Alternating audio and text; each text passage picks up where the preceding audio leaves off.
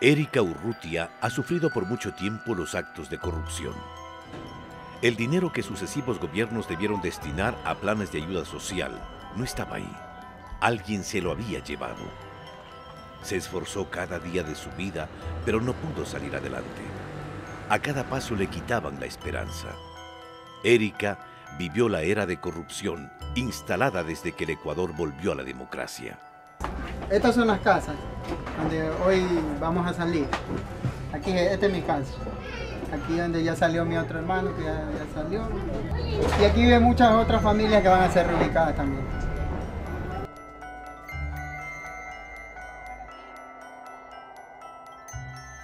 Dormíamos en esta parte de acá atrás. Aquí teníamos la cama con mi esposa, acá dormían las bebés. Este es los pilares del puente, las vigas. Sí, caía bastante agua y nos mojábamos, ya por lo cual tuvimos que cambiar los cuartos allá, como le dijo mi esposa. Pero con el pasar del tiempo el puente se ha ido deteriorado y ahora drena agua por él. Bajan residuos de lo que botan los desperdicios al estero y eso ya con el tiempo a lo que se calienta con el sol, entonces se vaporiza y emana olores realmente desagradables. Me puedo llevar recuerdos buenos, gratos, como también recuerdos negativos. Que eso sí te puedo asegurar que los negativos se van a quedar aquí. Pienso llevarme los buenos recuerdos, los positivos.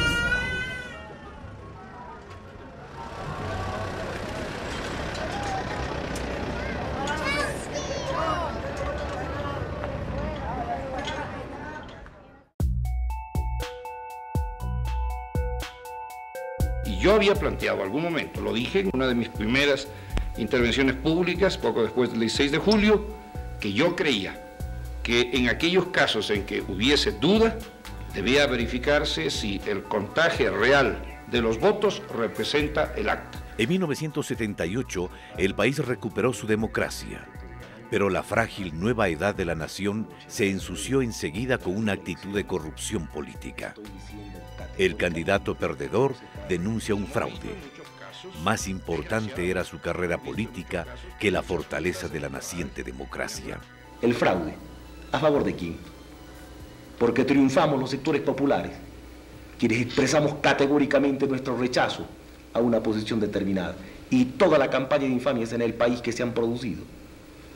Creo que tenemos que tener un poco de sindéresis en el Ecuador, porque este país está repleto de adjetivos en materia política, y es muy fácil sembrar por el sendero de la duda el camino hacia la burla más sangrienta de las aspiraciones populares.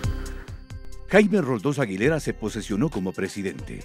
El primer mandatario murió en un accidente en el avión presidencial cerca de Loja, evento que no se clarificó totalmente. Nunca hubo una versión definitiva de los hechos. Las investigaciones fueron confusas. A la justicia se le pasó por las narices un probable caso de magnicidio. Le sucedió su vicepresidente Osvaldo Hurtado Larrea. Tras el desastre aéreo vino el desastre nacional. El presidente Hurtado tomó las deudas en dólares de los empresarios privados y las convirtió en sucres, la moneda nacional que era más débil que el dólar. En ese cambio de monedas se esfumaron miles de millones de dólares. Yo no puedo crear mediante métodos mágicos dinero para distribuirlo entre todo el pueblo ecuatoriano. Una serie de empresarios y de gentes del país se habían endeudado en dólares en el exterior y luego empezaron a presionar al gobierno para que se hiciera cargo de la deuda. Y el gobierno se hizo cargo de la deuda en dólares para que estos señores le pagaran en sucres a 3 años plazo y con bajos intereses, con lo cual prácticamente estos señores que contrataron deudas en el exterior terminaron licuando sus deudas, se evaporaron sus deudas y fue el país el que tuvo que pagar las deudas de esos sucretizadores. El país exigió la lista de los beneficiarios de la sucretización. Nunca se publicó esa lista.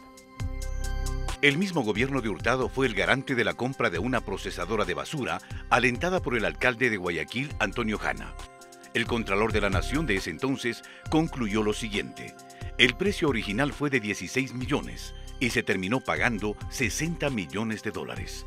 En su informe dio a conocer que el equipo se pudrió en el puerto de Guayaquil.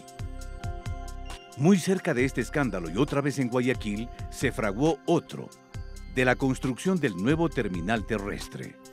La Comisión de Tránsito del Guayas adjudicó a dedo la construcción de esta obra. La empresa extranjera, a su vez, contrató a Matrixa para la construcción de las vigas y las rosetas que no se fabricaron de acuerdo a las necesidades del edificio. El terminal pudo ser ocupado un año después y de manera parcial, pues se comenzó a derrumbar. El Estado ecuatoriano se perjudicó en $100 millones, pues le tocó reparar los daños. Ninguno de los involucrados en este caso fue sancionado.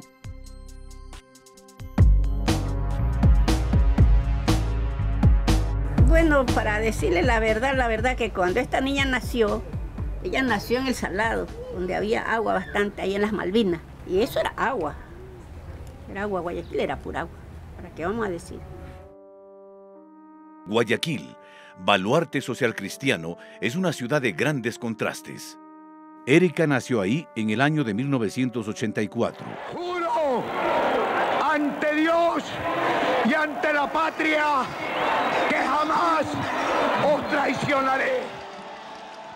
Un problema inmenso, la basura.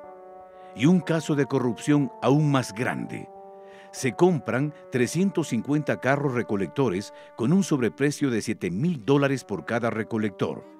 El acusado, Jofre Torbay, secretario del presidente León Febres Cordero, huyó del país y el juicio prescribió. Lo siguiente fue el escándalo por la vía perimetral, una enorme autopista que pasaba justamente por donde tenía planes inmobiliarios el entonces gobernador del Guayas, Jaime Nebot Saadi. En la década de los 80 hubo mucho más. Se desató una escaramuza armada entre la Fuerza Aérea y el Ejército, debido a la compra de un avión del fabricante Fokker para que sea operado por TAME en la ruta Quito-Loja. En ese negocio también fue denunciado un sobreprecio. Luego, el ministro de Industrias del gobierno social cristiano, Javier Neira, fue acusado de peculado por participar en la contratación de una empresa que ofrecía servicios hospitalarios. El caso Equa Hospital terminó como otros. El acusado huía a Miami y esperaba que prescriba el proceso. De igual manera, el presidente social cristiano, su yerno Miguel Orellana y el israelita Ran Gassit fueron procesados por pagos indebidos de $150.000 que supuestamente fueron usados para la lucha contra la guerrilla. En 1979, cuando se inició la democracia ecuatoriana, hubo muchas esperanzas de que por fin iríamos a una sociedad y a un país mejores. ¿Qué pasó en el camino? Décadas de los 80 y los 90 se construye un modelo empresarial de desarrollo inspirado en los principios del mercado libre, la empresa privada abierta, etc., que condujo a un deterioro de las condiciones de vida y de trabajo de la población y que alimentó la corrupción en el país. Los roldosistas insultaron a los dignos. Dajig intentó protestar. Momentos en que el diputado roldosista Villamagua lanzó un cenicero contra aquel. Señor, que vean los medios de comunicación. Señor, que vean lo que me han hecho. Para 1986, el Congreso se ganó el nombre de circo. Los diputados no debaten, no piensan.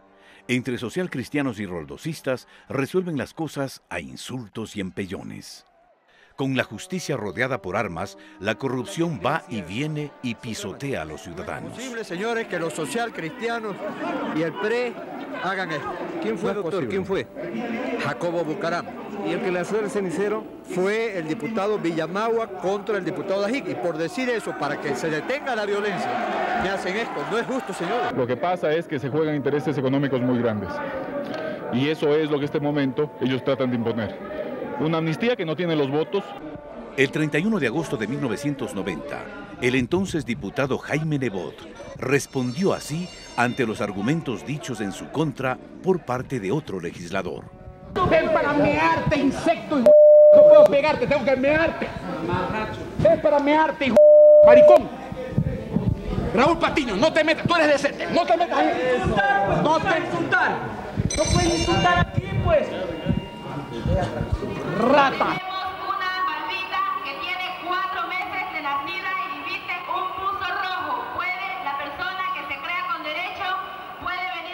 Elsa Bucaram es la alcaldesa de Guayaquil. Otra vez la ciudad es el botín de los pillos.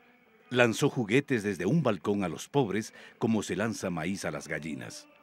Una veintena de muertos fue el saldo de uno de los actos más inhumanos. Estoy en contra de la alcaldesa porque he perdido a mi madre. No solamente porque he perdido a mi madre, sino que ella no debe hacer esos entrega de juguetes tan bruscamente, anormalmente, porque ella es un ser humano y tiene que darle respaldo al ser humano, no hacer matar a la gente.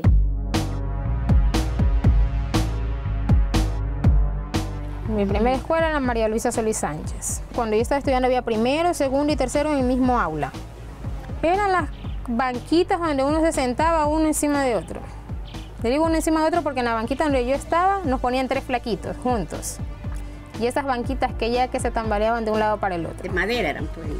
Ya, no tenía contrapiso, tenía este piso. Así era en tierra. Y a las horas de recreo, como no era cercado, nosotros nos cogían los profesores y nos sacaban por partes. Nos sacaban primero primer año, segundo, tercero, así sucesivamente. Aquello que muchos estimamos es una última oportunidad. Justo cuando Erika Urrutia asistía a la escuela primaria, Sixto Durán Ballén ganó las elecciones. Y el Partido Social Cristiano conservó sus influencias y volvieron a las de siempre. Se conoció cómo fue otorgado un formidable préstamo a los propietarios de una empresa financiera en bancarrota. Nadie se olvida de Flores y Miel, tampoco de la impunidad, y la justicia sitiada por el presidente para salvar a sus parientes.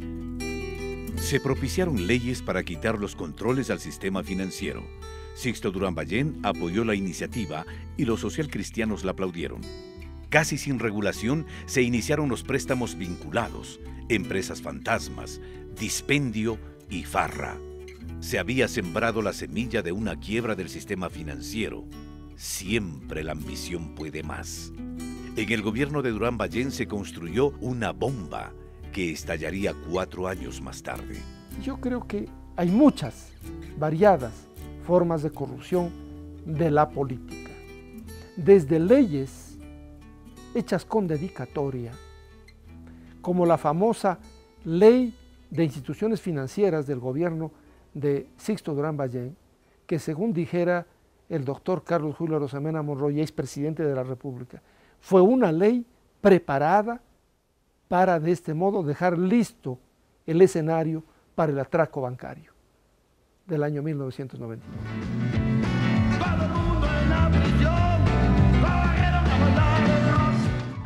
El arribo del roldosista Abdalá Bucaram Ortiz añade colorido, música y baile a una tragedia vergonzante. Al presidente le tildaron de loco, 6 meses de ingobernabilidad y bochorno, medio año de rechazo ciudadano a un gobierno fallido que nunca despegó. No soy así, yo no sé. Bravo, bravo. Está bien, ¿no? El gobierno roldosista puso al frente de la política económica a sus amigos, ricos banqueros, quienes financiaron su campaña, Álvaro Noboa y Roberto Isaías, entre otros. Para casualmente tratar de cumplir las metas sociales del abogado Bucaram. El gobierno del abogado Abdalá Bucaram subió los precios de los servicios públicos, las tarifas telefónicas, la electricidad en un 500%. Eliminó el subsidio al gas doméstico, impuso el cobro en los hospitales públicos y subió el pasaje del transporte popular. No paró el incremento mensual de los precios de la gasolina y de otros derivados del petróleo.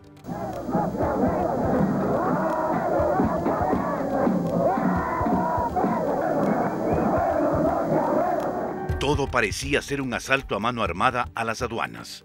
Todo olía a protección del sillón presidencial. Dejando la democracia rebajada al nivel de vergüenza, el gran protagonista simplemente se mandó a cambiar. Y esa misma tarde, voló para no volver. Abdalá Bucaram abandona el país en las primeras horas de la tarde. Así como para los historiadores, el gobierno de Ignacio de Veintemilla en el siglo XIX es, por llamarlo así, el más corrupto de la época. No hay duda que en el siglo XX algunos gobernantes pasarán como los más corruptos en la historia ecuatoriana. Y en la fase constitucional siempre se tendrá por miras lo que ocurría en aquel escandaloso gobierno que presidía Abdalá Bucaram.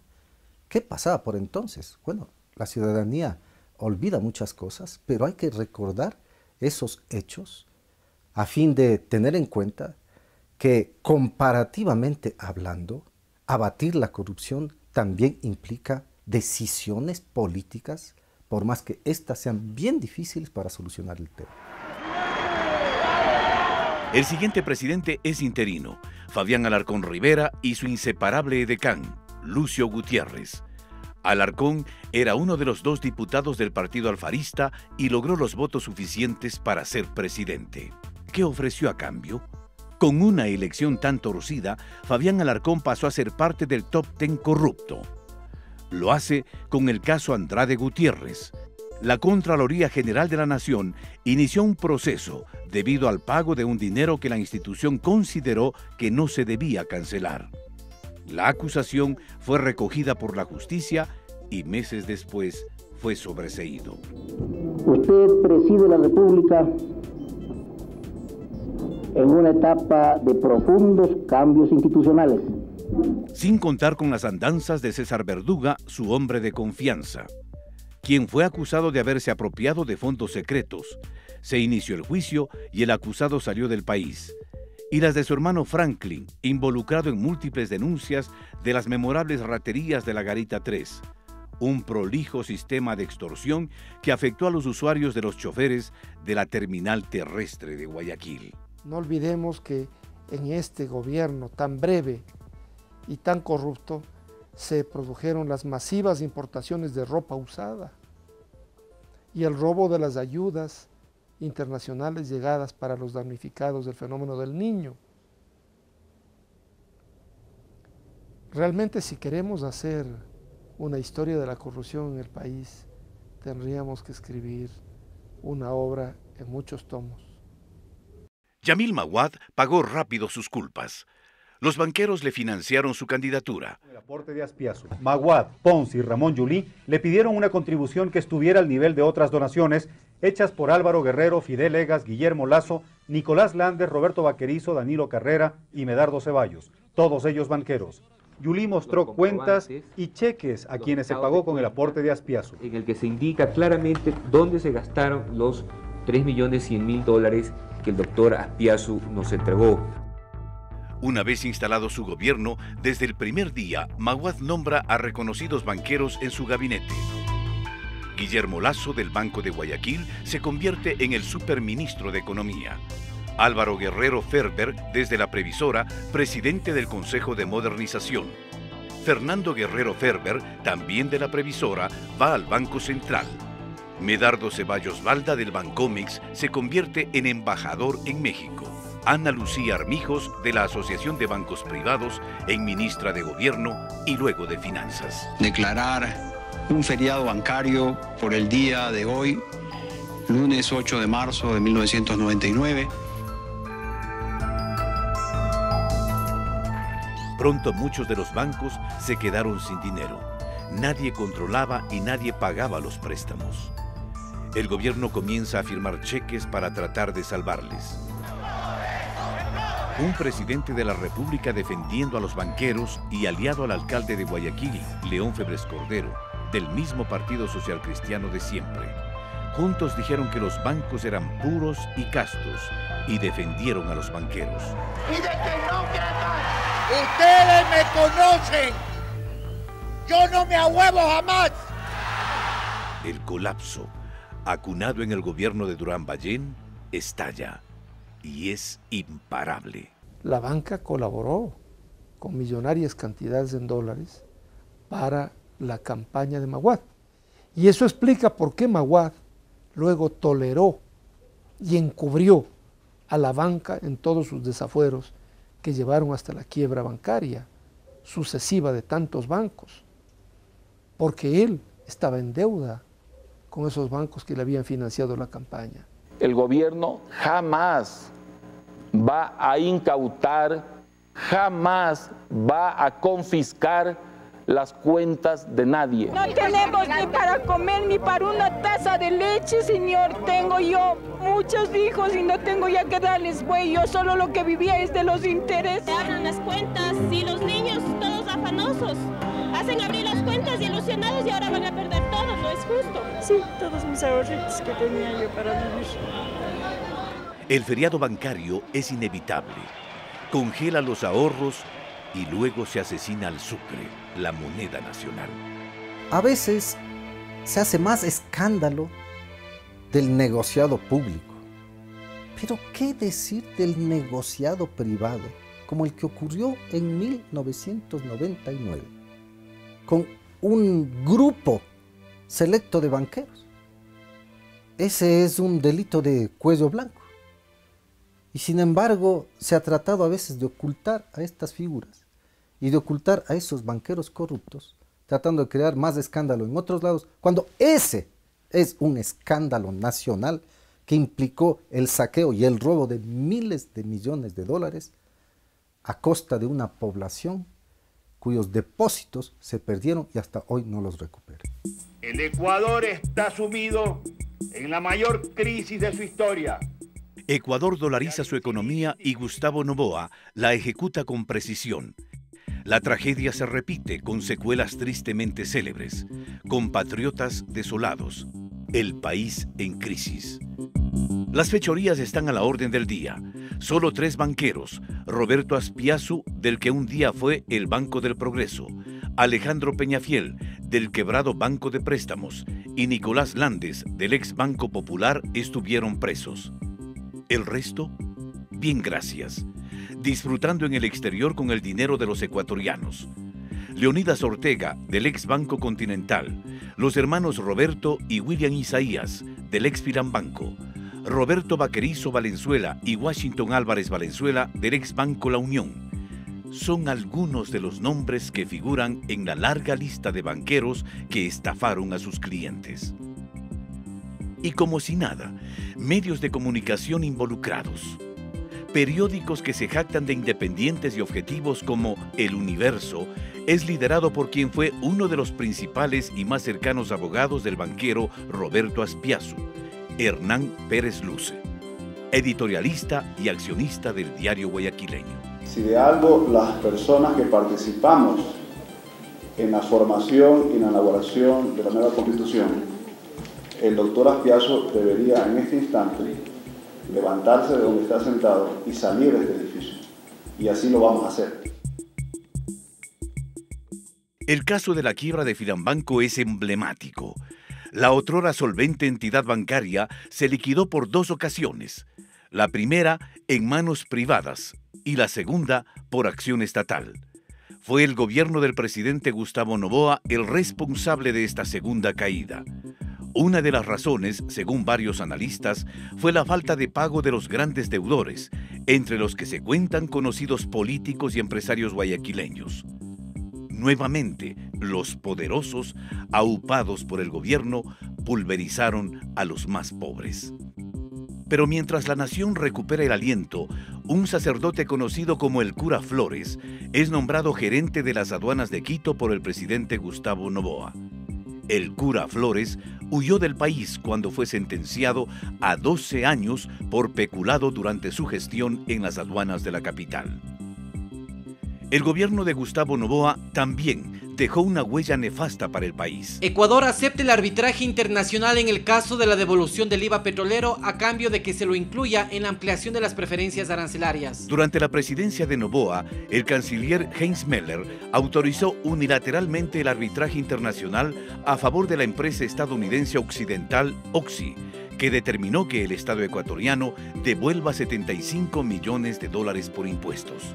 Hoy día el presidente está firmando el decreto de 0 aranceles para importación de materia prima, insumos... 6 meses después de terminar su gobierno fue acusado por el, en ese entonces, diputado socialcristiano León Febres Cordero de ocasionar perjuicios al país por 9.000 millones de dólares en el proceso de reprogramación de la deuda externa en julio del año 2000. Noboa, entonces, decidió salir del país para refugiarse en República Dominicana. ¿Cuándo viaja? Ya no sé, ya vamos a ver. donde permaneció 2 años. Aquí está nuestra única esperanza, aquí está nuestro candidato presidencial, el candidato del pueblo, Lucio Gutiérrez, con ustedes, compañeros, compatriotas. Vamos a sacar el número 3 y bum bum bum contra la corrupción. Bum bum bum contra la corrupción, y con esto les vamos a cortar los dedos y las uñas a los corruptos. El 15 de enero del 2003, el golpista Lucio Gutiérrez empieza traicionando uno de sus principales ofrecimientos de campaña: terminar con la corrupción. Según datos publicados en el diario Hoy, el 1 de enero de 2005, durante el primer año y medio de gobierno se había hecho público al menos 50 actos de corrupción que involucraban directamente a instituciones que dependían del gobierno central. Con fecha 25 de octubre del 2000, el coronel Lucio Gutiérrez remite una fraternal carta al comandante Hugo Chávez Frías, presidente de Venezuela, a quien le envía efusivos abrazos y le expresa su admiración. Sabemos de sus grandes ejecutorias y estamos orgullosos de un líder latinoamericano que sintetiza la verdadera filosofía e ideología bolivariana. Es decir, que está reivindicándose nuestra historia con usted en la presidencia de esa gloriosa Venezuela, dice Gutiérrez, quien no solo adula al mandatario venezolano, sino que se esmera en alabar al comandante cubano Fidel Castro, a quien califica como un hombre que se ha constituido en ejemplo de la defensa de la dignidad, autoestima, orgullo y soberanía de nuestros pueblos. Presidente, ¿cómo está? Buenas tardes. Encantado de saludarlo. Sí, gracias. Muy bien. El honor es mío. Para mí, Lucio Gutiérrez continúa traicionando sus principios. Viaja a Washington acompañado de sus funcionarios, quienes tomaban las decisiones de la política económica. Y para los fotos. Muchas gracias. Ok. Yes, sir. How you doing? Muy bien. Muy contento, sí. ¡Ándale! Gutiérrez, el camaleón, aliado de los socialcristianos y Pachacuti, se declara un servidor incondicional de George Bush, expresidente de Estados Unidos. El señor presidente Bush está muy abierto y muy dispuesto y muy preocupado por la situación de pobreza que existe en el Ecuador. Nosotros le hemos dicho que queremos convertirnos en el mejor amigo y aliado de los Estados Unidos. De nada le sirvió al militar golpista cambiar su traje safari por el de civil, ni pedir con insistencia a los periodistas que dejen de llamarlo coronel y que le digan ingeniero. El pueblo no come cuentos. La traición no cambia de vestimenta, como tampoco la incoherencia ni la falsedad. Hemos colocado una piedra. Si todos los ecuatorianos colocaríamos una piedra, tendríamos 13 millones de piedras. Y si todos los días haríamos este trabajo, todos los días tendríamos una inmensa cantidad de piedras. Las visas a ciudadanos chinos a través de sistemas dudosos se sumó a la intervención en el Tribunal Electoral y, sobre todo, el reemplazo de los magistrados de la Corte Suprema de Justicia. ¡Pichi fuera! Las imágenes de los medios no se han olvidado. Partidarios de Gutiérrez dispararon a los manifestantes desde el edificio del ex Ministerio de Bienestar Social. El pueblo rechazó la corrupción sistémica y derrocó al coronel. Mirando a mi madre, que desde el cielo me bendice, desde este altar de la democracia y frente al pueblo de la patria, quiero decirles que prometo cambiar al país o morir en el intento. Ahí va a elevarse el helicóptero, señores. Se va Gutiérrez. Se va Lucio Gutiérrez. Señores, un helicóptero del ejército ecuatoriano le ha sacado del Palacio de Carondelet. En esta imagen se aprecia a Gutiérrez corriendo despavorido de vuelta al helicóptero. Al intentar subir, la desesperación lo hace resbalar. Prohibido olvidar. Osvaldo Hurtado, sucretización. León Febres Cordero, sobreprecio, peculado, caso Ecua Hospital. Sixto Durán Ballén, préstamos vinculados, caso Flores y Miel. Leyes para quitar los controles al sistema financiero. Abdalá Bucaram Mortiz. Ingobernabilidad, escándalos, corrupción. Fabián Alarcón Rivera, corrupción, caso Andrade Gutiérrez. Apropiación de fondos públicos, extorsión. Yamil Maguad, feriado bancario. Éxodo de ecuatorianos al exterior. Gustavo Noboa, peculado, caso Cura Flores. Reprogramación de deuda externa. Segunda quiebra del Filambanco. Lucio Gutiérrez, corrupción, nepotismo, pichicorte.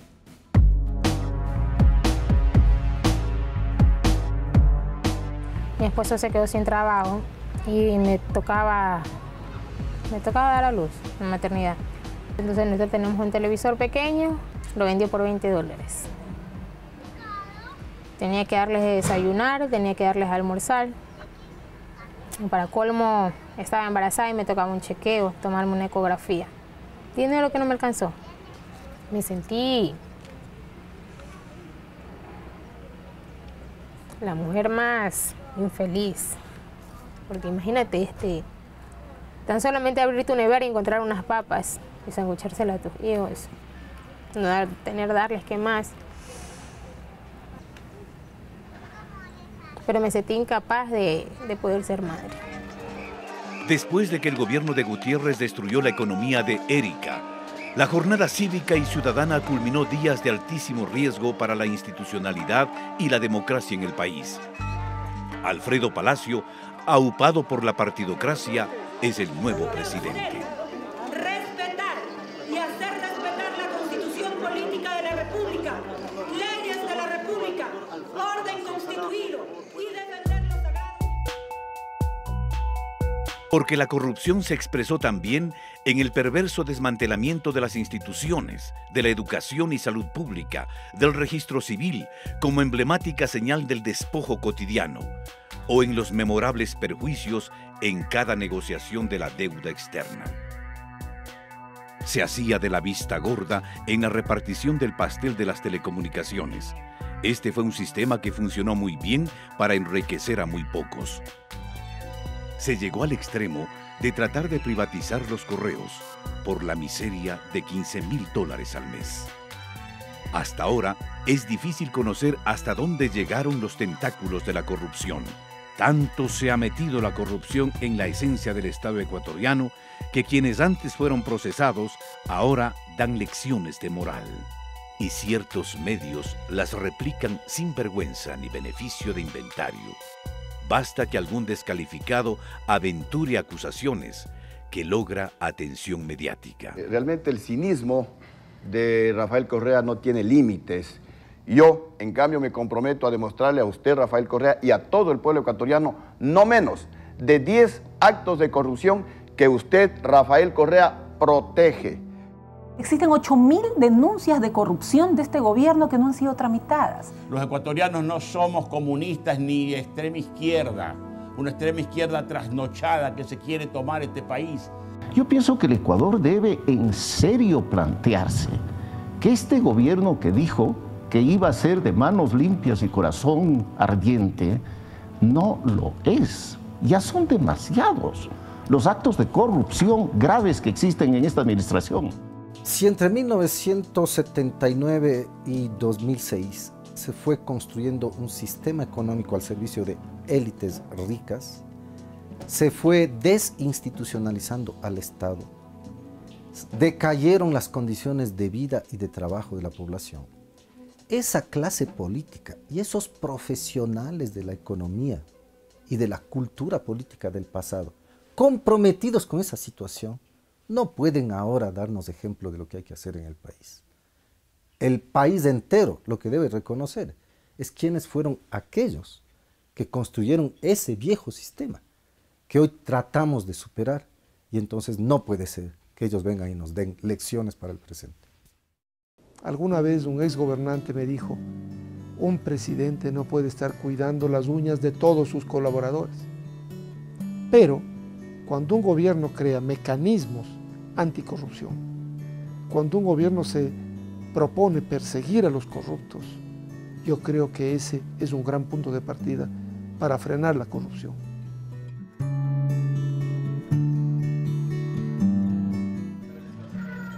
Un recuerdo de que alguna vez vivimos ahí, porque incluso hasta el puente va a salir, todo eso va a ser regenerado. Entonces, cuando venga alguien, ¿sí? ¿Eso dónde es? Este era el puente de la A, le voy a decir. El puente de la A, y aquí vivía yo.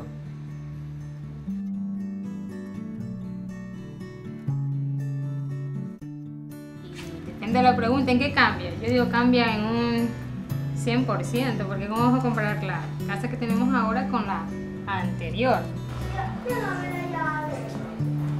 Con la Revolución Ciudadana nuestra vida ha cambiado, que nuestros hijos puedan tener una educación de calidad, más de la que nos brindan los profesores que ya se encuentran ahí, porque basta que con ellos nos den esas ganas y ese entusiasmo de que los pelados quieran estudiar día a día. Fueron 33 años de nada, de vacíos, de abusos y corrupción. Toma tiempo rehacer tanta desidia, pero es el compromiso. Hoy Erika habita en una casa llena de luz y esperanza,